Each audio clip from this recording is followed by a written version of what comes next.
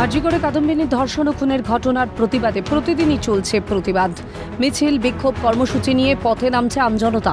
এবার আরজিকর কাণ্ডের প্রতিবাদে পথে নামতে চান কংগ্রেস নেতা অধীর রঞ্জন চৌধুরী। আগামী 29 তারিখ কলেজ স্কোয়ার থেকে শ্যামবাজার পর্যন্ত মিছিল করতে চেয়ে আদালতের দ্বারস্থ হয়েছেন অধীর। পুলিশের কাছে তিনি এই মর্মে অনুমতি চাইলে অধীরের অভিযোগ পুলিশ অনুমতি দেয়নি, ফলে বাধ্য হয়ে তাকে হাইকোর্টের দ্বারস্থ হতে হয়। মামলা দায়ের করার অনুমতি দিয়েছেন বিচারপতি রাজস্বী ভরদ্বাজ। বুধবার এই মামলার শুনানির সম্ভাবনা। আরজিকরের ঘটনা নিয়ে নিজেদের মতো করে প্রতিবাদে সোচ্চার হচ্ছেন সাধারণ মানুষ। রাজনৈতিক দলগুলো নিজের মতো করে প্রতিবাদ কর্মসূচি করছে।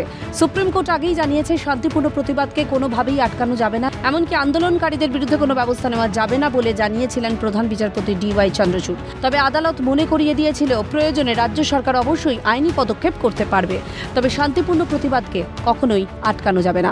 আর সেই পথে হেঁটেই আরজিকরের নির্যাতিতা কাদম্বিনীর জন্য ন্যায় বিচার চেয়ে অধীরের নেতৃত্বে কংগ্রেস এবার প্রতিবাদের পথে নামার জন্য হাইকোর্টের দ্বারস্থ।